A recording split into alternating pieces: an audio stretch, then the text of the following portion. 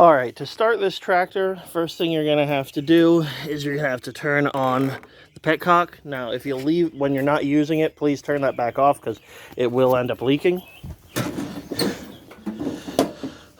Choke up the in neutral, PTO disengaged, key to on, brake, clutch depressed, and then turn the key.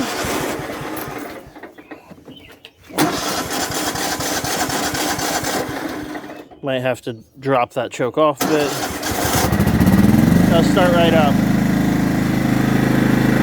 Forward, reverse, and of course, like I said, the clutch.